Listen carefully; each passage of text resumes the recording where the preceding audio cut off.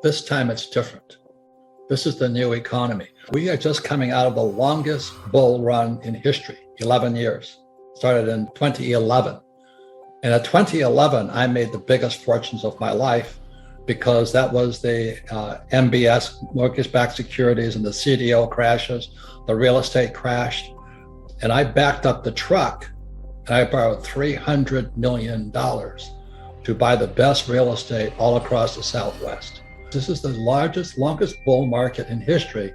And I look at some of these young kids, you know, and I own some Bitcoin, I own some Ethereum, but they're all saying the same thing. This time it's different, you know, and Bitcoin's crashed.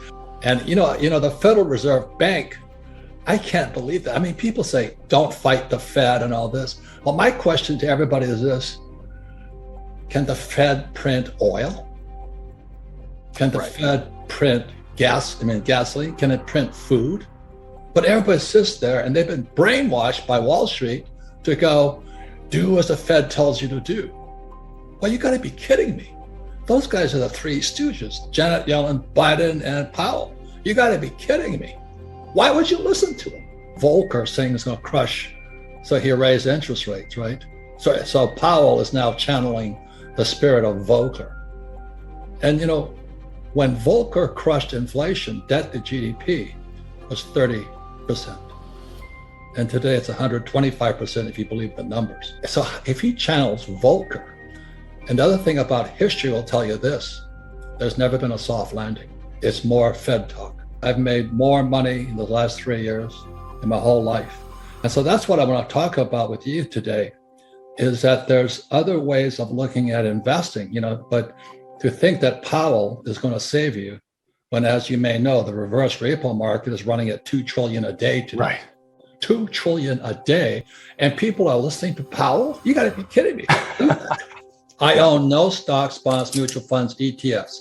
I do not touch paper. I'm not saying that you shouldn't, but I'm saying people have been brainwashed by the Fed, the Treasury, and whatever those guys are. Go to school, get a job, pay your taxes, get a high-paying job, and invest for the long term, the well-diversified portfolio of stocks, bonds, mutual funds, ETFs. It was in 1974 when I came back from Vietnam, a two-tour Marine helicopter pilot. I saw communism at work. It was not pretty. And I come back in 1974, they passed ERISA. ERISA stands for 401k right now, or IRA. And I went, oh my God, they're funneling my generation, the boomers, into the stock market. And they don't know anything about money. And in 1974, the biggest exodus, Adam, was school teachers suddenly becoming financial planners. I watched that with horror. Interesting. I watched it in horror.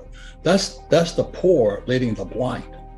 And today we have baby boomers who are hoping the stock market stays up in their 401k just as Social Security goes bust.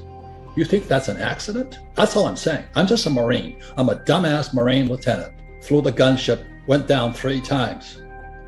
But today I listen to this bullshit and I go, oh my God, how can we be that stupid? Because we went to school, we did as we're told. Don't fight the Fed, do what the Fed tells you. Invest for the long term on a well-diversified portfolio of stocks, bonds, mutual funds, ETFs. And don't worry, Powell is now channeling Volcker. When the debt to GDP is 120%, you gotta be kidding me. So when they were dropping the interest rates, I thought I died and went to heaven, because I'd buy apartment houses. I own 13,000 apartment houses. Every time the Fed dropped the interest rates, it jacked the value of my properties up, but I also improved the properties and I refinanced out. So today I own no money in any of my properties. 13,000 units, all throwing cash. They said in a bull market, even idiots feel smart. I'm listening to all these idiots, you know, after 2011, you know, the market crashed in 2008 because the repo market went bad. And the repo market is the credit of Lehman Brothers and Bear Stearns was bad. And they hammered Bear. Anyway, it's a long story. My friends are all inside that world. But then when it came back out, they just started pumping money, just like you said about Christine Lagarde, you know, just start lying. And what they did was they kept printing more money to save a bad economy. It was already crashing again in 2011, but they kept printing money. And today we're going to pay that price. I use debt because debt is tax-free money. So what I did was I rehabbed my apartment, 13,000 of them. I just kept buying more with the cash flow, and I'd refinance out as interest rates dropped. So I'm in good shape now. Then I took them, then I set all interest rates right now. So I use debt. And who's that guy who says live debt free? Well, that's his opinion. I don't do that. I don't flip houses. Remember all those guys who were flipping? Well, everybody flipped. No, they were stupid. When the moment you flip, you have a tax consequence. I never flip. I finance out. There's tax-free money. And not only that, is when I started investing, I had to invest at 12% interest rates. I like debt, and I don't pay taxes. Because every time I borrow more money to float my properties, there's 3 types of tax breaks. I got appreciation, depreciation, and amortization. So I zero out. So my cost of money is, my tax on debt is 0.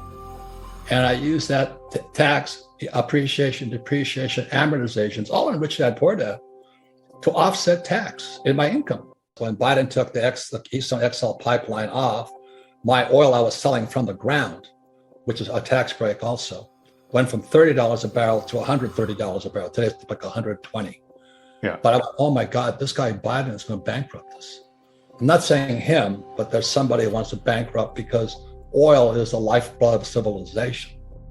I worked for Standard Oil of California as a tanker officer when I graduated from school. I understand oil. I was on the Alaska pipeline and all this. I'm like, he's screwing us. So when he raises inflation, the poor and middle class will go broke. And that was just done as soon as he was being done before he took office. And so I'm looking at this guy's going to sell America down the drain. I'm not saying it's him, but somebody wants us to go broke. And I'm watching this going, oh my God, so what else can so I have oil wells. I get tax breaks for those, because I don't invest in oil stocks. I work for Standard Oil, but I don't invest in Standard Oil. I invest in the oil in the ground. I'm a wildcatter.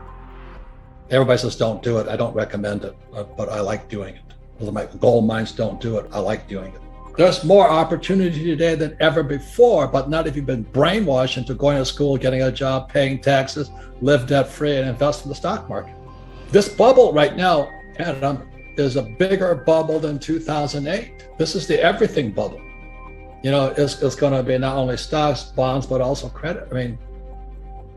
But it's more opportunities going to come out of it. And that's what I'm saying. Be careful who you listen to, because your best asset, but also your biggest liability, are the ideas in your head. And be careful who puts them there.